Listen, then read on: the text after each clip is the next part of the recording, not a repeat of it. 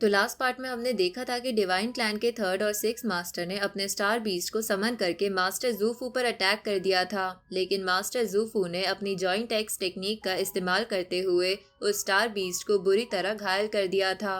अब आगे। तो इस पार्ट की शुरुआत में हम देखते हैं कि वो स्टार बीस्ट अपने बाकी बचे सारे हेड्स को दोबारा जोड़कर खुद को रिकवर कर लेता है। रिकवर होते ही उसकी स्ट्रेंथ पहले से भी कई गुना ज्यादा बढ़ जाती है। इसके बाद वो बिना कोई वक्त गवाए अपना पावरफुल क्लॉ अटैक लॉन्च करता हुआ मास्टर जूफू की तरफ बढ़ने लगता है। ये सब देखकर मैक्स भी काफी हैरान था। उसे यकीन ही नहीं हो रहा था कि कुछ ही पल पहले बुरी तरह इंजर्ड हुआ स्टार बीस्ट इतनी जल्दी अपनी पूरी स्ट्रेंथ रिकवर कर चुका था। दूसरी तरफ मास्टर जूफू भी बिल्कुल शांत खड़े अपना अगला अटैक प्रिपेयर कर रहे होते हैं।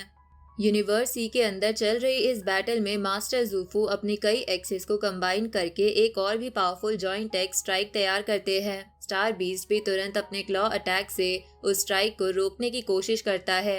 हैरानी की बात ये थी कि इस बार वो मास्टर जूफू के अटैक को सक्सेसफुली ब्लॉक कर लेता है।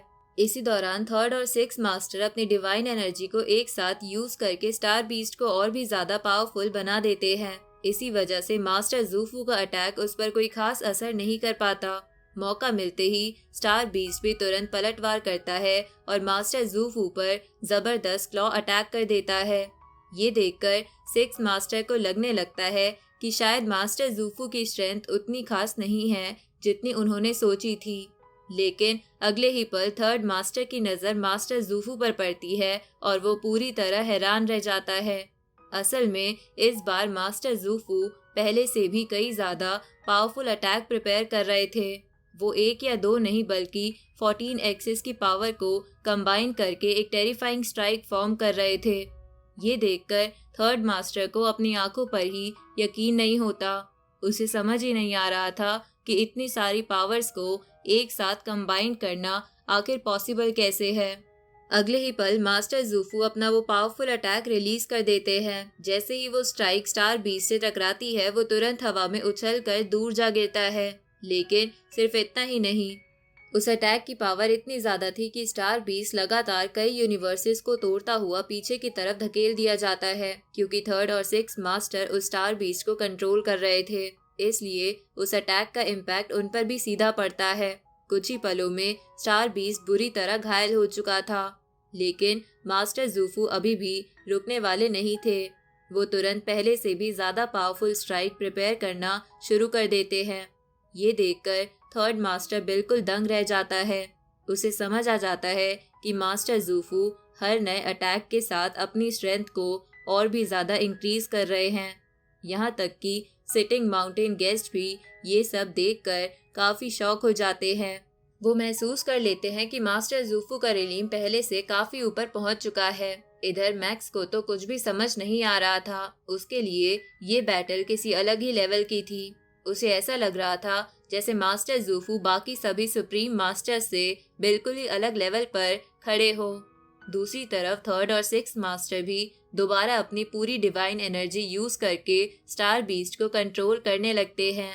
दोनों को पूरा यकीन था कि इस बार उनका स्टार बीस्ट मास्टर जूफू का अटैक रोक लेगा। ये सब देखकर लावा डीमन भी काफी हैरान था। दोनों मास्टर्स लगातार स्टार बीस्ट के अंदर अपनी डिवाइन एनर्जी ट्रांसफर करते रहते हैं और उसे किसी भी कीमत पर मास्टर जूफू का अटैक रोकने का ऑर्डर देते हैं। लेकिन जैसे ही मास्टर जूफू की वो स्ट्राइक स्टार बीस्ट से टकराती है, कुछ ही पलों में उसका पूरा शरीर एनर्जी में बदलकर कंप्लीटली डिस्ट्रॉय हो जाता है। ये देखकर सिटिंग माउंटेन गेस्ट भी कुछ देर के लिए चुप हो जाते हैं। उन्हें भी यकीन नहीं होता कि इतना पावरफुल डिवाइन बीस्ट सिर्फ एक ही स्ट्राइक में खत्म हो गया। इसी पल उन्हें मास्टर जूफू के अंदर ओरिजिनल एंसेस्टर जैसी पावर की झलक दिखाई देती है। साथ ही वो ह्यूमन रेस की पोटेंशियल की भी काफी तारीफ करते हैं। उधर थर्ड और सिक्स मास्टर अभी भी सदमे में खड़े थे। उन्हें समझ ही नहीं आ रहा था कि एटर्नल ट्रू गॉड लेवल का स्टार बीस्ट इतनी आसानी से कैसे डिस्ट्रॉय हो गया। आखिर में थर्ड मास्टर के मन में भी यही सवाल आता है कि कहीं जॉइंट एक्स एरेना के फाउंडर दूसरे ओरिजिनल एंसेस्टर तो नहीं बनने वाले। स्टार बीस्ट के डिस्ट्रॉय होते ही मास्टर जूफू का गुस्सा बिल्कुल भी शांत नहीं होता। वो सीधा थर्ड और सिक्स मास्टर की तरफ देखते हैं। डिवाइन आई क्लैन ने ह्यूमन रेस को खत्म करने की जो धमकी दी थी उसका जवाब वो आज इसी बैटल में देना चाहते थे।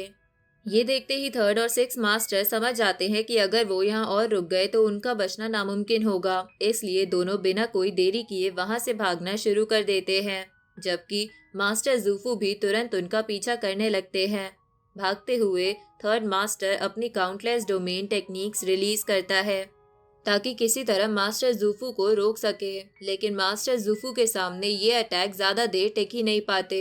वो सिर्फ एक स्ट्राइक से उन बिलियंस ऑफ डोमेन अटैक्स को आसानी से डिस्ट्रॉय कर देते हैं। पूरे एरिया में जबरदस्त एक्सप्लोजन होता है, लेकिन उसी दौरान थर्ड और सिक्स मास्टर और भी ज्यादा दूर निकल जाते हैं।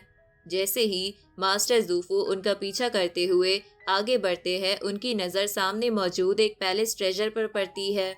उसे देखकर वो तुरंत समझ जाते हैं कि थर्ड और सिक्स मास्टर उसी पैलेस ट्रेजर के अंदर छुप गए हैं और उसकी मदद से बचकर निकलना चाहते हैं, लेकिन इस बार उनका सामना मास्टर जूफू से था।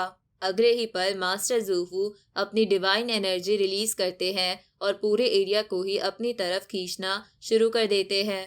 हैरानी की बात ये थी कि वो सिर्फ पैलेस ट्रेजर को नहीं बल्कि उस यूनिवर्स स्पेस को ही कंट्रोल कर रहे थे जिसके अंदर पैलेस ट्रेजर मौजूद था। दूसरी तरफ पैलेस के अंदर डिवाइन आई क्लैन के वॉरियर्स लगातार पैलेस को आगे बढ़ने की कोशिश कर रहे थे, लेकिन उन्हें समझ ही नहीं आ रहा था कि पैलेस एक जगह से हिल क्यों नहीं रहा। कुछ ही देर में थर्ड और सिक्स मास्टर को भी एहसास हो जाता है कि उनका पैलेस ट्रेजर पूरी तरह मास्टर जूफू की पावर के अंदर फंस चुका है। सिचुएशन को देखकर सिक्स्थ मास्टर तुरंत थर्ड मास्टर को अपने हिडन स्पेस के अंदर छुपने के लिए कहता है। इसके बाद वो खुद पैलेस से बाहर आता है और मास्टर जूफू से बात करने की कोशिश करता है। वो बताता है कि डिवाइन आई क्लैन की स्ट्रेंथ ह्यूमन रेस से काफी कम हो चुकी है और अब इस बैटल को यहीं खत्म कर देना चाहिए, लेकिन मास्टर जूफू उसकी बात से बिल्कुल भी प्रभावित नहीं होते। इसके बदले वो एक शर्त रखते हैं। वो कहते हैं कि अगर डिवाइन आई क्लैन सच में ये वॉर खत्म करना चाहता है तो उन्हें अपने सुप्रीम पैलेस लेवल ट्रेजर्स उनके हवाले करने होंगे। वॉर को रोकने का यही एक तरीका था। साथ ही वो ये भी बताते हैं कि अगर ऐसा नहीं हुआ तो वो इन्हीं अपोनेंट्स को यूज करके अपनी जॉइंट एक्स टेक्निक को और भी ज्यादा इम्प्रूव करते रहेंगे। ये सुनकर सिक्स्थ मास्टर समझ जाता है कि अब उनके पास कोई और रास्ता नहीं बचा है। आखिरकार वो मजबूरी में मास्टर जूफू की शर्त मान लेता है और डिवाइन आई क्लैन की तरफ से 3 सुप्रीम पैलेस लेवल ट्रेजर्स उन्हें दे देता है। ट्रेजर्स मिलते ही मास्टर जूफू अपना वादा निभाते हैं और इस बैटल को वही खत्म कर देते हैं। दूसरी तरफ थर्ड और सिक्स मास्टर भी बिना कोई वक्त गवाए वहां से चले जाते हैं। इसके बाद मास्टर जूफू सिटिंग माउंटेन गेस्ट और लावा डीमन के पास पहुंचते हैं। वहां वो दोनों से रिक्वेस्ट करते हैं कि आज की बैटल में उन्होंने अपनी जो असली स्ट्रेंथ दिखाई है उसके बारे में किसी को भी पता नहीं चलना चाहिए। सिटिंग माउंटेन गेस्ट उनकी बात से सहमत हो जाते हैं। वहीं लावा डीमन भी बताता है कि डिवाइन आई क्लैन को इस बैटल में इतना बड़ा नुकसान हुआ है कि वो खुद भी इस खबर को यूनिवर्स में फैलाना नहीं चाहेंगे। इतना कहने के बाद मास्टर जूफू वहां से चले जाते हैं, जबकि मैक्स अभी भी इस पूरी बैटल के बारे में सोच रहा था। उसने पहली बार किसी सुप्रीम मास्टर की असली पावर को इतनी नजदीक से देखा था। बैटल खत्म होने के बाद सिटिंग माउंटेन गेस्ट की नजर मैक्स पर पड़ती है। वो समझ चुके थे कि इस बैटल ने मैक्स पर काफी गहरा असर छोड़ा है, इसलिए वो उससे पूछते हैं कि इस पूरी फाइट को देखने के बाद उसके मन में क्या चल रहा है।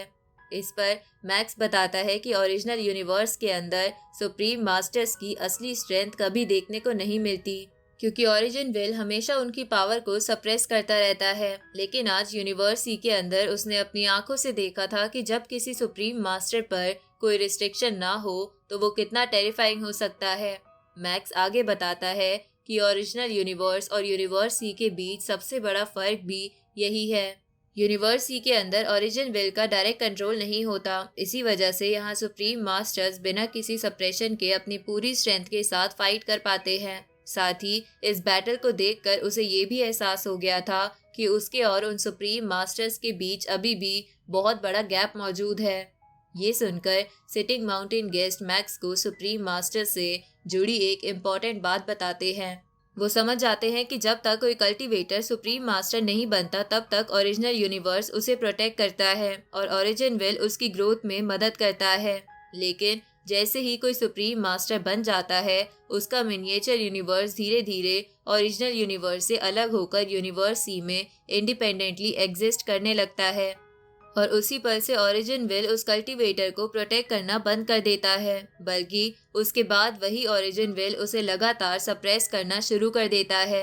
इतना बताने के बाद sitting mountain guest human original ancestor का जिक्र करते हैं। वो बताने ही वाले होते हैं कि ह्यूमन ओरिजिनल एंसेस्टर आखिर इतने खास क्यों थे, लेकिन अगले ही पल अचानक रुक जाते हैं।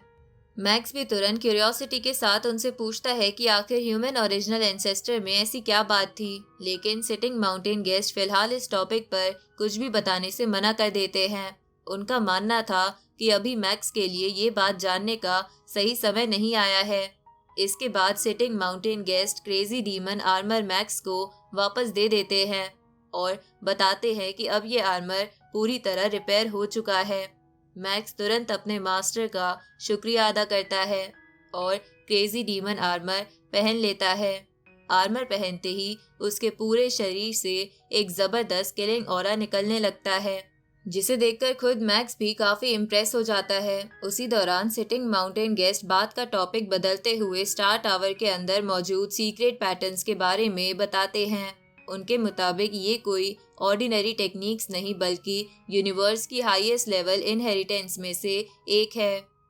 वो मैक्स को बताते हैं कि अगर फ्यूचर में वो इन सीक्रेट पैटर्न्स को पूरी तरह मास्टर करके यूनिवर्स लॉर्ड बन गया तो जिन सुप्रीम मास्टर्स के पास सुप्रीम ट्रेजर नहीं होगा, उनके सामने भी वो बराबरी से खड़ा हो सकेगा।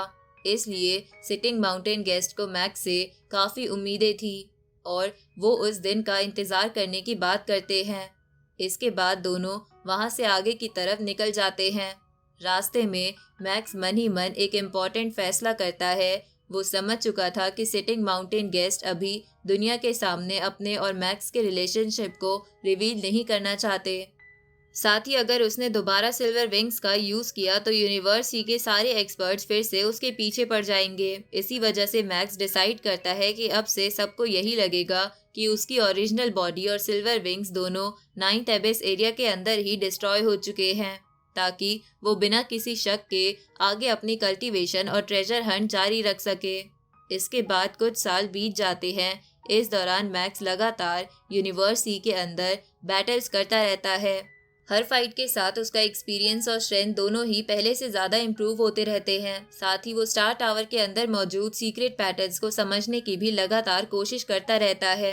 कई सालों की कल्टीवेशन और ट्रेनिंग के बाद मैक्स उन सीक्रेट पैटर्न्स को काफ़ी हद तक कॉम्प्रिहेंड कर लेता है।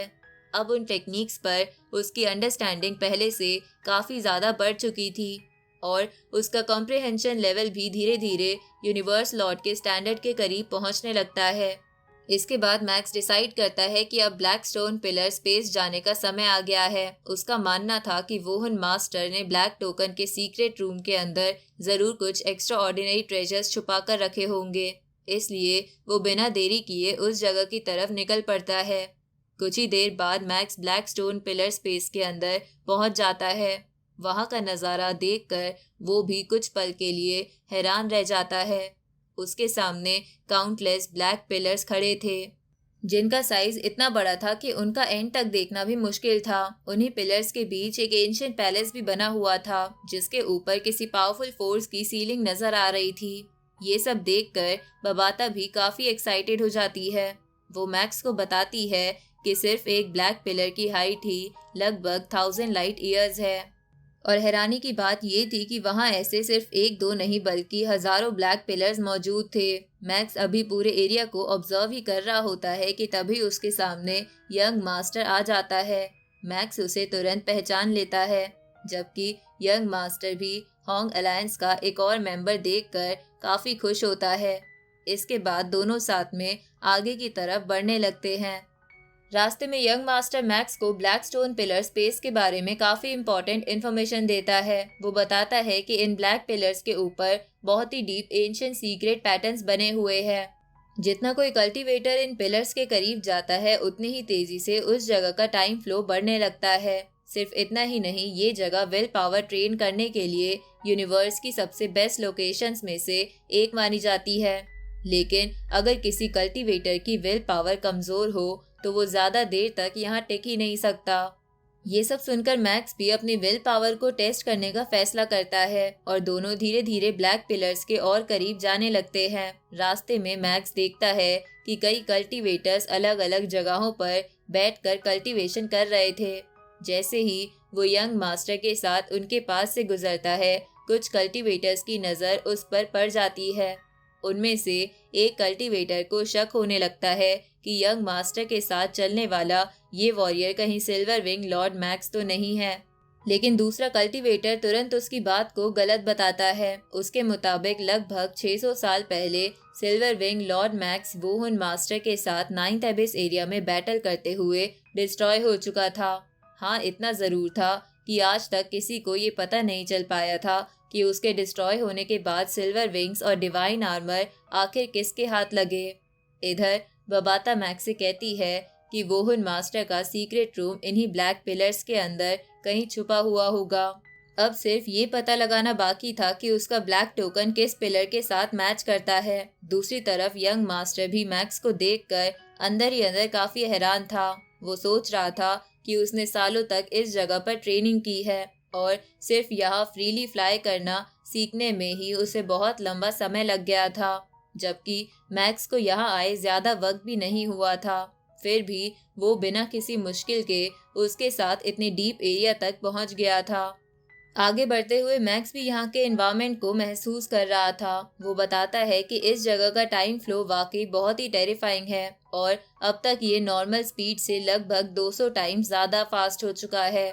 इस पर यंग मास्टर मैक्स को और भी अंदर की तरफ एक जगह दिखाता है और बताता है कि वो यूनिवर्सिटी के स्ट्रॉन्गेस्ट एक्सपर्ट्स में से एक लॉर्ड बेईजी की कल्टीवेशन स्पॉट है।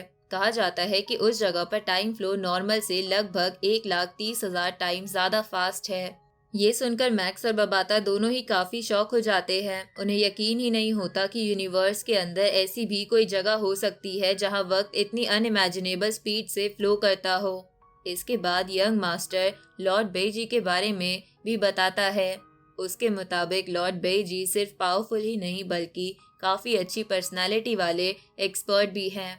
वो अपनी टेक्निक्स और एक्सपीरियंस दूसरे कल्टीवेटर्स के साथ शेयर करते हैं और ज़रूरत पड़ने पर उन्हें गाइड भी करते हैं। लेकिन यूनिवर्सिटी का एक और स्ट्रॉन्गेस्ट एक्सपर्ट क्रूएल डीमन बिल्कुल उनके अपोजिट है।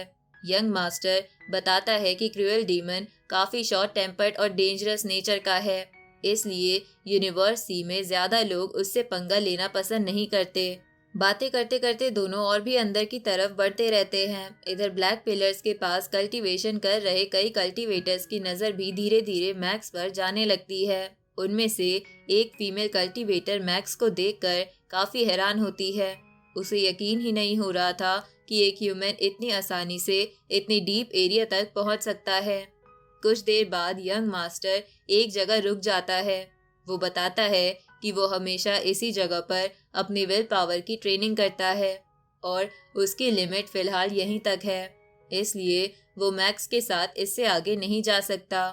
मैक्स यंग मास्टर का शुक्रिया अदा करता है और उससे अलग होकर अकेला ही आगे बढ़ने लगता है। ये देखकर आसपास कल्टीवेशन कर रहे सभी वॉरियर्स काफ़ी हैरान रह जाते हैं। उन्हें समझ आ रहा था कि मैक्स की विल पावर किसी ऑर्डिनरी कल्टीवेटर से कहीं ज़्यादा पावरफुल है। आगे बढ़ते हुए मैक्स बताता है कि अब उस जगह का टाइम फ्लो लगभग 1500 टाइम्स तक पहुंच चुका है। इसके बावजूद भी वो रुकने का नाम नहीं लेता और धीरे धीरे और भी अंदर की तरफ बढ़ता रहता है। इधर दूसरे कल्टीवेटर्स का शक भी अब धीरे धीरे यकीन में बदलने लगता है। उन्हें लगने लगता है कि यंग मास्टर के साथ चलने वाला ये वॉरियर वाकई सिल्वर विंग लॉर्ड मैक्स ही है। इधर सभी कल्टीवेटर्स की नज़र अब मैक्स पर ही टिकी हुई थी। किसी को भी उम्मीद नहीं थी कि एक ह्यूमन इतनी आसानी से ब्लैक स्टोन पिलर्स के इतने डीप एरिया तक पहुंच जाएगा। लेकिन मैक्स किसी की परवाह किए बिना धीरे धीरे आगे बढ़ता रहता है। जैसे जैसे वो अंदर जाता है उस पर पड़ने वाला प्रेशर भी लगातार बढ़ता चला जाता है। फिर भी उसके कदम एक बार भी नहीं रुकते। कुछ देर बाद टाइम फ्लो लगभग 3000 टाइम्स तक पहुंच जाता है। इतनी टेरिफाइंग स्पीड पर आम यूनिवर्स लॉर्ड्स के लिए एक कदम आगे बढ़ना भी मुश्किल था, लेकिन मैक्स अपनी विल पावर के दम पर वहां भी खुद को संभाले रखता है। हालांकि कुछ और दूर जाने के बाद मैक्स को भी महसूस होने लगता है कि वो अपने लिमिट के करीब पहुंच चुका है। अगर वो जबरदस्ती और आगे बढ़ने की कोशिश करता तो उसकी कॉन्शियसनेस पर काफी बुरा असर पड़ सकता था। इसलिए वो फिलहाल वहीं रुककर कल्टीवेशन करने का फैसला करता है। मैक्स का मानना था कि अगर उसकी विल पावर और स्ट्रांग हो गई तो फ्यूचर में वो इससे भी ज्यादा डीप एरिया तक पहुंच पाएगा। इधर आसपास कल्टीवेशन कर रहे एक्सपर्ट्स भी मैक्स को देखकर काफी हैरान थे। उन्होंने पहली बार किसी ह्यूमन को इतनी आसानी से इस लेवल तक पहुंचते देखा था। उसी दौरान एक और पावरफुल एक्सपर्ट की एंट्री होती है। जैसे ही उसका ऑरा पूरे एरिया में फैलता है, वहां कल्टीवेशन कर रहे कई एक्सपर्ट तुरंत उसकी तरफ देखने लगते हैं। बबाता भी उस एक्सपर्ट को देखते ही मैक्स को उसकी पहचान बताती है। वो कहती है कि ये यूनिवर्सिटी के स्ट्रॉन्गेस्ट एक्सपर्ट्स में से एक प्योर आई मास्टर है। उसकी विल पावर और इल्यूजन टेक्निक्स यूनिवर्सिटी में काफी फेमस है। प्योर आई मास्टर भी मैक्स पर एक नजर डालता है। एक ह्यूमन को इतनी डीप एरिया में देखकर उसे भी काफी हैरानी होती है। इसी क्यूरियोसिटी की वजह से वो सीधा मैक्स की तरफ बढ़ने लगता है। जैसे ही वो मैक्स के पास पहुंचता है, बिना किसी वार्निंग के अपनी इल्यूजन टेक्निक एक्टिवेट कर देता है। अगले ही पल मैक्स को महसूस होता है कि उसके आसपास का पूरा एनवायरनमेंट अचानक बदलने लगा है। एक पावरफुल इनविजिबल फोर्स उसकी कॉन्शियसनेस को अपनी तरफ खींच रही थी। लेकिन मैक्स तुरंत समझ जाता है कि वो किसी ऑर्डिनरी अटैक का सामना नहीं कर रहा, बल्कि एक एक्सट्रीमली पावरफुल इल्यूजन के अंदर फंस चुका है। अब इसी के साथ ये पार्ट यहीं खत्म होता है।